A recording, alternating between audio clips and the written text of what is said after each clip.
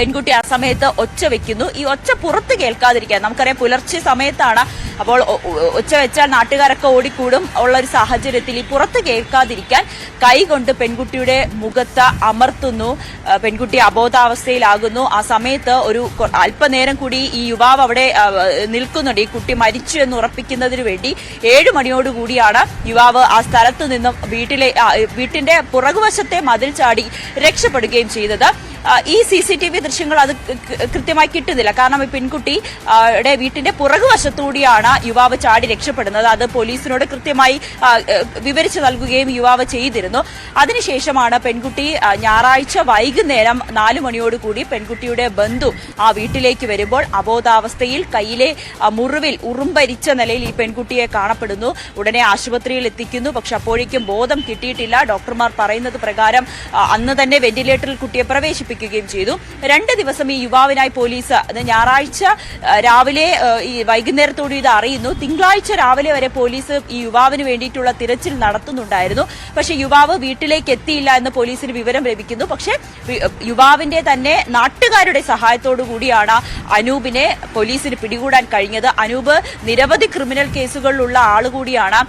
ഈ 2 ആക്രമണ കേസ്, 1 കഞ്ചാവ് ലഹരി ഉപയോഗിക്കുക, ലഹരി കൈവശം വെക്കുക, അങ്ങനെ കേസുകളുള്ള ഒരു ക്രിമിനൽ പശ്ചാത്തലമുള്ള ഒരു വ്യക്തി തന്നെയാണ്. നാട്ടുകാർക്കും വലിയ ശല്യക്കാരനായിട്ടുള്ള ഒരു വ്യക്തി കൂടി ആയതിനാൽ ഈ യുവാവിനെ പിടികൂടുന്നതിനു വേണ്ടി നാട്ടുകാരുടെ സഹായവും പോലീസിന് ലഭിക്കുകയും ചെയ്തു.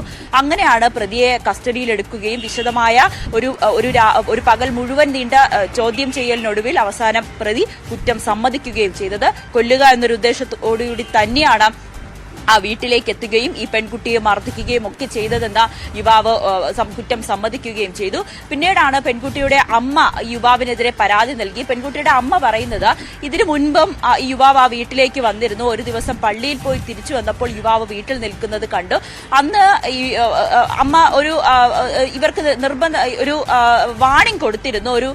കാരണം ഇത്തരത്തിൽ വീട്ടിലേക്ക് വരാൻ പാടില്ല, നിങ്ങൾക്ക് വിവാഹം കഴിക്കണമെങ്കിൽ നിന്റെ വീട്ടുകാരോട് വന്ന് ആലോചിക്കൂ, വിവാഹത്തെക്കുറിച്ചുള്ള കാര്യങ്ങളൊക്കെ നമുക്ക് തീരുമാനിക്കാമെന്ന്. പക്ഷെ അപ്പോഴും ഈ പെൺകുട്ടിയെ വിവാഹം ചെയ്യുന്നതിന് വേണ്ടി അനൂപ് തയ്യാറായിരുന്നില്ല. അതിന് കുറച്ച് സമയം വേണം, 3 വർഷത്തെ സമയമായിരുന്നു അനൂപ് ആവശ്യപ്പെട്ടത്.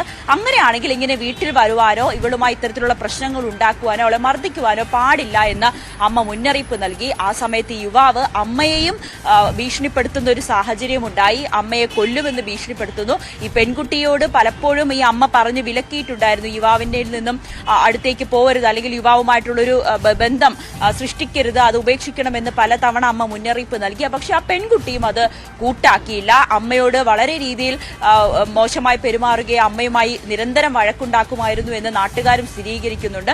ഇതിനെ തുടർന്നാണ് അമ്മ ഈ സംഭവം നടന്ന, അതായത് ശനിയാഴ്ച മരിച്ചത്. ഈ ഒരു കാമുകന്റെ പ്രതി അനൂപിന്റെ ക്രൂരമായ ആക്രമണത്തിന് ഇരയായ അതിജീവിത ഏറെ ഗുരുതരാവസ്ഥയിൽ ആശുപത്രി ചികിത്സയിലായിരുന്നു. ഒടുവിൽ മരണം സംഭവിച്ചിരിക്കുന്നു. നവമി, ഈ ഒരു കേസ് നമ്മൾ ഈ പോക്സോ കേസ് കൂടി, പെൺകുട്ടി ഇരയായിട്ടുള്ള പോക്സോ കേസ് കൂടി പരിശോധിക്കേണ്ടതാണ്. കാരണം ഈ പെൺകുട്ടി ഞാൻ മനസ്സിലാക്കുന്നതനുസരിച്ച് ഈ കുടുംബം ദത്തെടുത്ത ഒരു പെൺകുട്ടിയാണ്, അങ്ങനെ ദത്തെടുത്ത് വളർത്തിയതാണ്. പലരും ഈ വാർത്തയുടെ പിന്നാലെ പല ആളുകളും സമൂഹ മാധ്യമങ്ങളിലൊക്കെ കമന്റായി ചോദിക്കുന്നുണ്ട്, ഈ സമയത്ത് ഈ പീഡനം നടക്കുന്ന സമയത്തൊന്നും കുടുംബാംഗങ്ങൾ അവിടെ ഉണ്ടായിരുന്നില്ലേ, ഈ ആക്രമണം നടക്കുന്ന സമയത്ത് വീട്ടുകാരുടെ ശ്രദ്ധയൊന്നും ഉണ്ടായിരുന്നില്ല. പല പോക്സോ കേസുകളും പരിശോധിച്ചു കഴിഞ്ഞാൽ വീട്ടുകാരുടെ ഒരു അശ്രദ്ധ ഇത്തരം സംഭവങ്ങളുടെയൊക്കെ പിന്നിലുണ്ട്. കാരണം അച്ഛനും അമ്മയ്ക്കും പലപ്പോഴും അറിവുണ്ടാകില്ല. ഇന്നലെ തന്നെയാണെങ്കിൽ പോലും നമ്മൾ ഇടുക്കിയിൽ നിന്നൊരു വാർത്ത റിപ്പോർട്ട് ചെയ്തതാണ്. ഒരു 14-കാരി ഈ പീഡനത്തിനിരയായി പ്രസവിക്കുന്ന സാഹചര്യം. ആശുപത്രിയിൽ വയറുവേദനയെ തുടർന്ന് ആശുപത്രിയിൽ എത്തിച്ചപ്പോഴാണ് പീഡന വിവരം, ഈ കുട്ടി ഗർഭിണിയാണെന്ന വിവരം പോലും മാതാപിതാക്കൾ അറിയുന്നത്. ഈ പെൺകുട്ടിയുടെ, അതായത് ഈ ചോറ്റാനിക്കരയിലെ ഈ പെൺകുട്ടിയുടെ കേസ് പരിശോധിച്ചു കഴിഞ്ഞാലും ഇതുപോലെ ഈ വീട്ടുകാർക്ക് ഇതേക്കുറിച്ചൊന്നും അറിവുണ്ടായിരുന്നില്ല. അതോ നാം സൂചിപ്പിച്ചതുപോലെ ഇതിനെയൊക്കെ എതിർത്തുകൊണ്ട് ഈ വീട്ടുകാരുടെ, രക്ഷിതാക്കളുടെയൊക്കെ എതിർപ്പ് വകവയ്ക്കാതെ ഈ പ്രണയബന്ധവുമായി മുന്നോട്ട് പോവുകയായിരുന്നു ഈ പെൺകുട്ടി.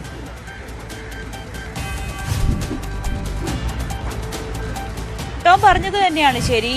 വീട്ടുകാർ, അതായത് പെൺകുട്ടിയുടെ അമ്മ പലപ്പോഴും ഈ കുട്ടിക്ക് മുന്നറിയിപ്പ് നൽകിയിട്ടുണ്ടായിരുന്നു, ഇത്തരത്തിലുള്ള സൗഹൃദങ്ങൾ അത് നിന്റെ ജീവിതത്തിന് തന്നെ ഭീഷണിയായി മാറും, അല്ലെങ്കിൽ ദോഷകരമാകുമെന്നൊക്കെ പലപ്പോഴും ഈ അമ്മ കുട്ടിക്ക് മുന്നറിയിപ്പ് നൽകിയിരുന്നു. പക്ഷെ അതിനോടൊന്നും ചെവിക്കൊള്ളാൻ ഈ പെൺകുട്ടി തയ്യാറായിരുന്നില്ല. നാട്ടുകാരുമൊക്കെ ഇത് തന്നെയാണ് പറയുന്നത്. എപ്പോഴും പ്രശ്നമുണ്ടാക്കുന്ന ഒരു കുട്ടി തന്നെയായിരുന്നു വീട്ടിൽ. ഈ ദത്തുപുത്രിയാണ് ഈ അച്ഛൻ. ഈ കുട്ടിയുടെ അച്ഛൻ മരിച്ചിരുന്നു, ഉദ്യോഗസ്ഥനായിരുന്നു. അദ്ദേഹം മരിച്ചതിന് ശേഷം അതുവരെ പെൺകുട്ടി നല്ല സ്വഭാവക്കാരി, അല്ലെങ്കിൽ കുടുംബക്കാരോടൊക്കെ വലിയ രീതിയിൽ സഹകരിക്കുന്ന കുട്ടിയായിരുന്നു. അച്ഛൻ മരിച്ചതിന് ശേഷമാണ് ഈ കുട്ടി ഇത്തരത്തിലുള്ള ഒരു സ്വഭാവത്തിലേക്ക് മാറിയത്. അമ്മയെ പലപ്പോഴും ഈ പെൺകുട്ടി അനുസരിക്കാത്തൊരു സാഹചര്യമാണ്. ദത്തെടുത്ത കുട്ടിയാണ്. ഈ ലേണിംഗ് ഡിസബിലിറ്റി ഉള്ളതിനാൽ 7ാം ക്ലാസ് വരെ ആ കുട്ടി സ്കൂളിൽ പോയിട്ടുള്ളൂ, പിന്നീട് സ്കൂളിലേക്ക് പോയില്ല. പക്ഷേ ഇത്തരത്തിൽ ഈ ഡിസബിലിറ്റി ഉള്ള കുട്ടികൾക്ക് വേണ്ടി കുട്ടികളുടെ സ്കൂളുകളിലൊക്കെ ഈ കുട്ടി പോയിരുന്നു. അപ്പം ഈ വോളിബോളിലൊക്കെ ഇന്ത്യയെ പ്രതിനിധീകരിച്ച് അമേരിക്കയിലൊക്കെ പോയി വലിയ വിജയം സ്വന്തമാക്കിയ ഒരു കുട്ടിയാണ്. അങ്ങനെ മറ്റു തരത്തിലൊക്കെ വലിയ രീതിയിൽ മിടുക്കിയായിട്ടുള്ള പെൺകുട്ടിയായിരുന്നു. പക്ഷെ എപ്പോഴും സൗഹൃദങ്ങളൊക്കെ കൊണ്ടായിരിക്കാം അവളെ ഇങ്ങനെ മറ്റൊരു തരത്തിലേക്ക് കൊണ്ടുപോയത്. ഈ ലഹരിയൊക്കെ കുട്ടി ഉപയോഗിക്കാറുണ്ടെന്ന് നാട്ടുകാരും ഒപ്പം അമ്മയും പറയുന്നുണ്ട്. ഈ യുവാവും ഒപ്പം മറ്റു ചില സുഹൃത്തുക്കളും ഒക്കെ കുട്ടിക്ക് ലഹരി നൽകാറുണ്ട്. ആ ലഹരി ഉപയോഗിച്ച ശേഷം വലിയ അക്രമാസക്തമായിട്ടുള്ള സ്വഭാവം തന്നെയാണ് വീട്ടിൽ പെൺകുട്ടി കാണിച്ചുകൊണ്ടിരുന്നത്. വീട്ടിലെ സാധനങ്ങളൊക്കെ എറിഞ്ഞ് പൊട്ടിക്കുന്ന സ്വഭാവം, ഒരുപാട് വാശി പിടിക്കുന്ന ഒരു സ്വഭാവക്കാരിയാണെന്നൊക്കെ അമ്മ പറയുന്നുണ്ട്. ഈ അമ്മയ്ക്കും ഇത്തരത്തിൽ അമ്മയും കൊലപ്പെടുത്തുമെന്ന് ഈ പെൺകുട്ടിയും ഈ യുവാവും ഭീഷണിപ്പെടുത്തിയതിനെ തുടർന്നാണ് അമ്മയ്ക്ക് നിർബന്ധപൂർവ്വം ആ വീട്ടിൽ നിന്ന് മാറി നിൽക്കേണ്ടി വന്നത്. പക്ഷെ അപ്പോഴും അമ്മ മാധ്യമങ്ങളോട് പറയുന്നുണ്ടായിരുന്നു, തന്റെ മകളല്ലേ, അവളെ ഒരുപാട് താൻ നല്ല വഴിയിലേക്ക്, അല്ലെങ്കിൽ ഇതിന്റെയൊക്കെ ദോഷഫലത്തെക്കുറിച്ചൊക്കെ പറഞ്ഞ് മനസ്സിലാക്കിക്കാൻ ശ്രമിച്ചിരുന്നുവെങ്കിലും ആ പെൺകുട്ടി അതൊന്നും കേൾക്കാൻ തയ്യാറായിരുന്നില്ല. നിർബന്ധിതയാകുകയായിരുന്നു. ആ വീട്ടിൽ നിന്ന് മാറുന്നതിന് വേണ്ടി താൻ നിർബന്ധിതയാകുകയായിരുന്നു. പുലർച്ചെ ഉള്ള സമയത്തൊക്കെ കുട്ടി വലിയ രീതിയിൽ അക്രമാസക്തയായി വീട്ടിൽ വലിയ രീതിയിൽ മോശമായി പെരുമാറുകയും വീട്ടിൽ നിന്ന് പുറത്താക്കാനുള്ള ഒരു സാഹചര്യമൊക്കെ ഉണ്ടായിട്ടുണ്ടെന്ന് ഈ നാട്ടുകാരും സ്ഥിരീകരിക്കുന്നുണ്ട്.